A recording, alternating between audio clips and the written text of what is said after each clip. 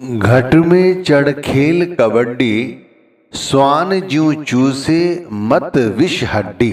मार मन चढ़ो काल की चड्ढी, नाम गह पाला छोड़ तिगड्डी। ये स्वामी जी महाराज की दो लाइनें हैं। किसी साधक ने प्रश्न किया है कि आप कितने समय से शब्द धुन सुन रहे हैं और आपके रियलाइजेशन क्या है, अनुभव क्या है जो हमारे काम आ सकते हैं। तो भाई मैं आपको बता देता हूं कि मैं पिछले 10 वर्षों से कम शब्द धुन सुन रहा हूं। और रही बात हमारे रियलाइजेशन की जो आपके काम आ सकते हैं, तो मैं जरूर आपके साथ साझा करूंगा।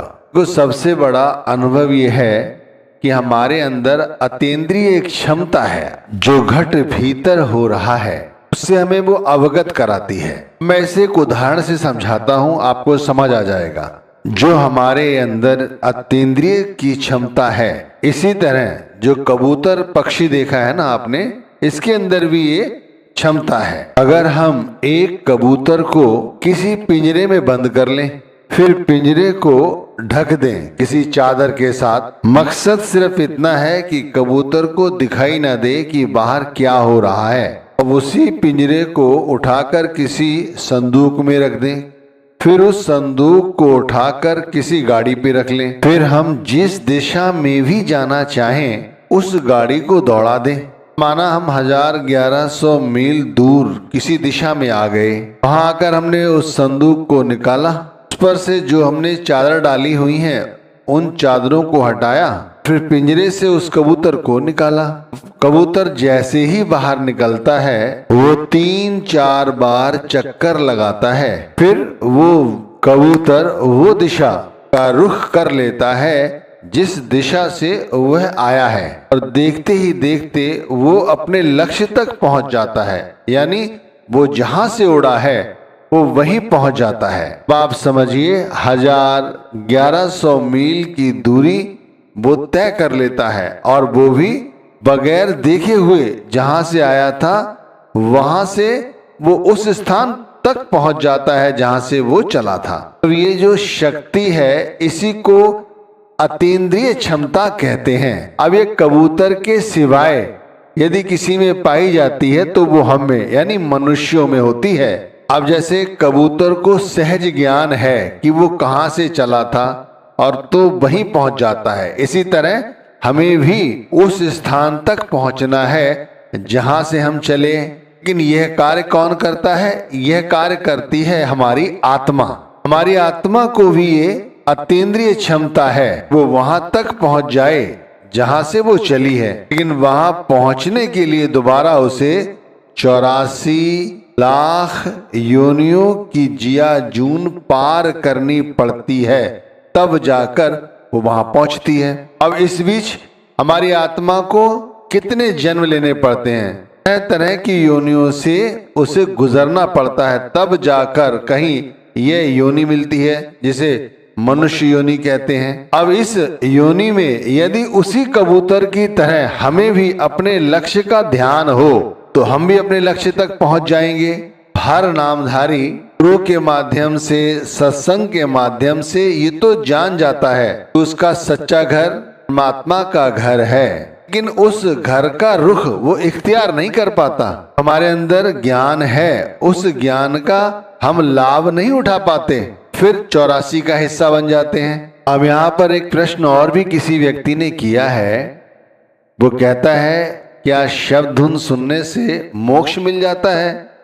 तो भाई मोक्ष की तो मैं बात नहीं कह पाऊंगा, लेकिन इतना जरूर कहूंगा कि शब्द धुन सुनने से हमें जीवन का सार पता चल जाता है कि सच्चाई है क्या। मैं तो ये भी कहूंगा कि जो व्यक्ति लगातार शब्द धुन सुनने लगता है फिर वो धीरे धीरे सुमिरन करना छोड़ देता है। मैं तो ये भी कहता हूं कि फिर उसे सुमिरन करने की आवश्यकता ही नहीं है। ध्यान करे, जितना ध्यान कर सकता है ध्यान करे, पर सुमिरन करने की फिर उसे आवश्यकता नहीं रहती।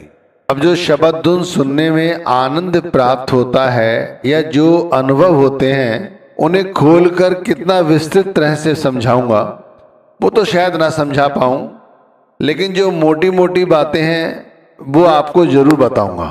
आप उन्हें फॉलो करें तो आप भी सुन सकते हैं। तो जैसे ये किस्सा जैसे सुनाया कबूतर का, इसी तरह हमारी आत्मा को ये ज्ञान है कि वो ऊपर की ओर चढ़े और चढ़कर उस सतलोक तक पहुंचे और वहां पर जो कुछ हो रहा है वो इस घट भीतर महसूस करे।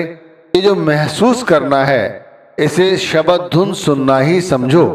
अब जैसे भजन करते हैं उस समय हमें क्या करना होता है, हमें सिर्फ ध्यान करना है। किस चीज का ध्यान करना है? सिर्फ इस चीज का ध्यान करना है कि हम आत्मबोध होकर अंतर में कुछ देखने का या सुनने का अभ्यास कर रहे हैं।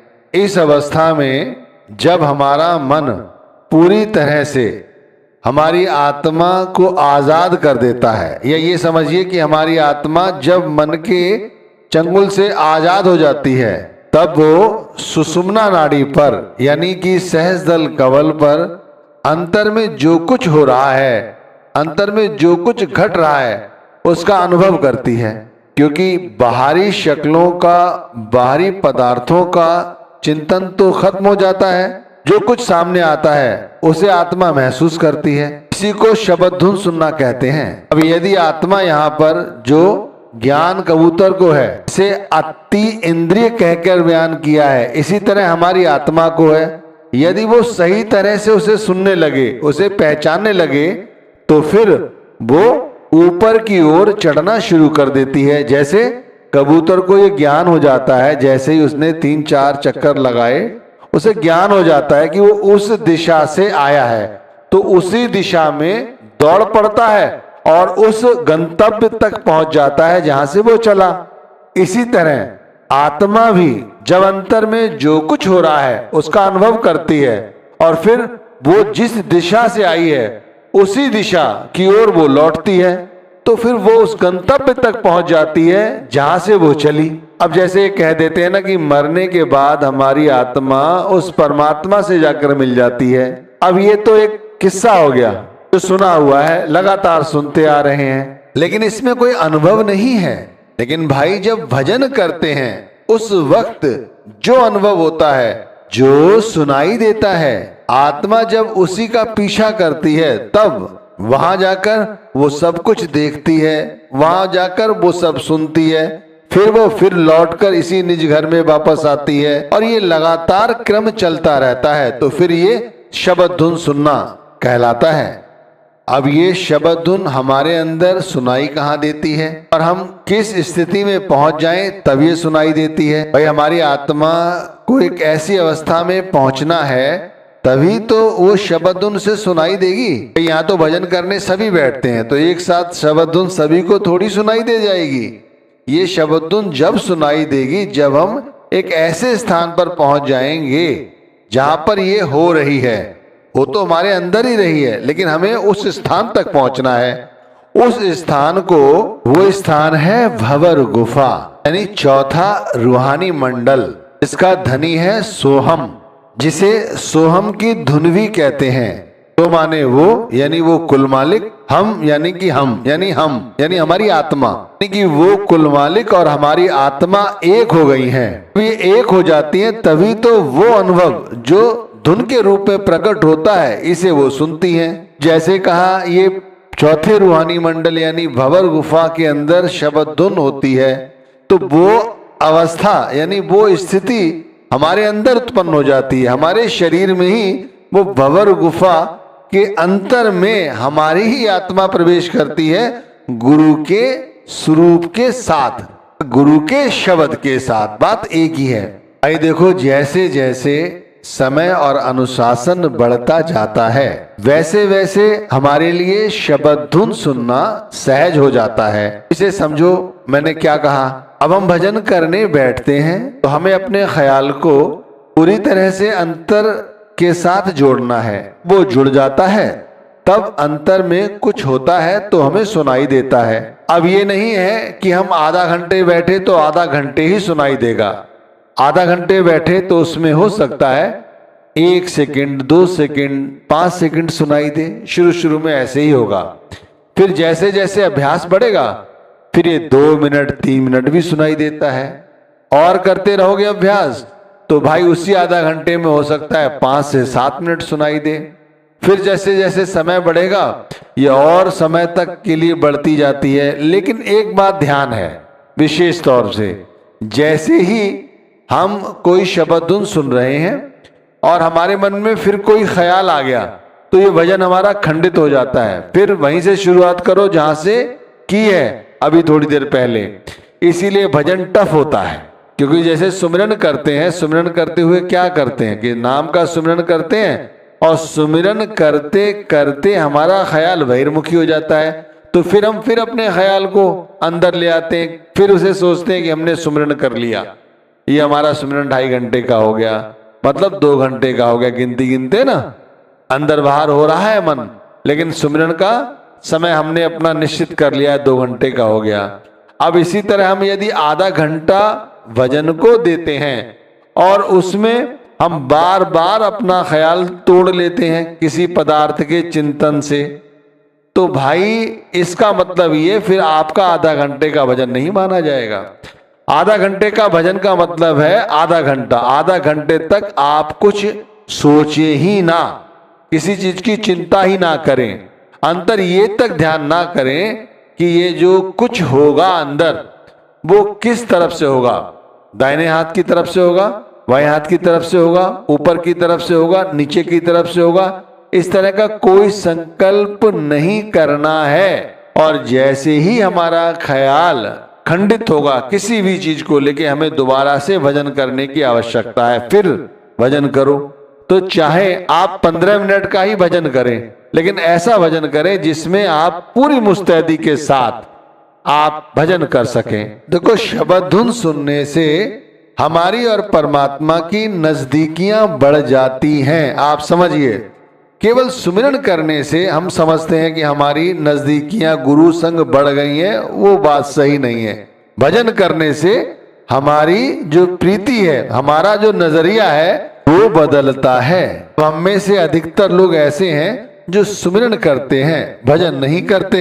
ऐसे भी लोग हैं जिन्होंने सारी जिंदगी सुमिरन ही किया, भजन कभी किया ही नहीं। अब जिसने भजन नहीं किया वो शब्द के भेद को क्या जानेगा, शब्द में क्या ताकत है। तो नाम का सुमिरन करना हमें सहज लगता है, सरल लगता है, आदत है हमारी सुमिरन करने की।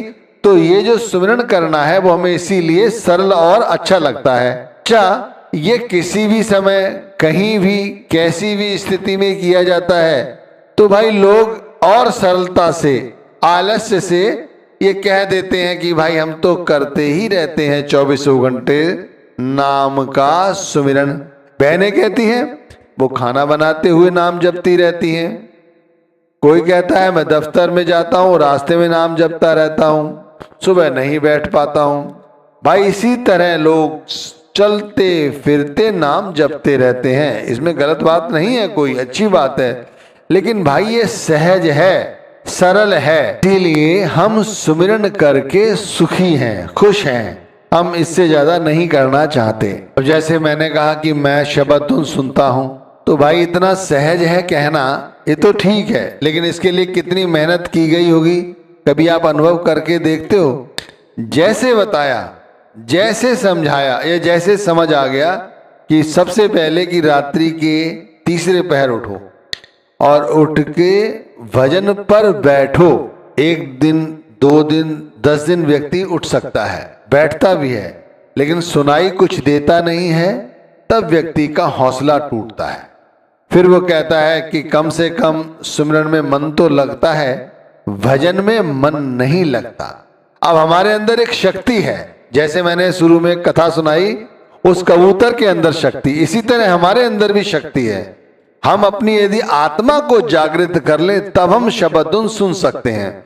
ये बात समझ नहीं आती किसी को कि नाम का सुमिरन करना क्यों कहा जाता है। इसीलिए कहा जाता है कि हम अपनी जो इंद्रिय शक्ति है, आत्मा की जो इंद्रिय शक्ति है, उसे जागृत करें और फिर भजन में बैठें। अब पूरे अनुशासन के साथ, चाहे जितना भी समय लगे, 2 वर्ष लगे, 4 वर्ष लगे, 10 वर्ष लगे, मैं कहता हूं सारी जिंदगी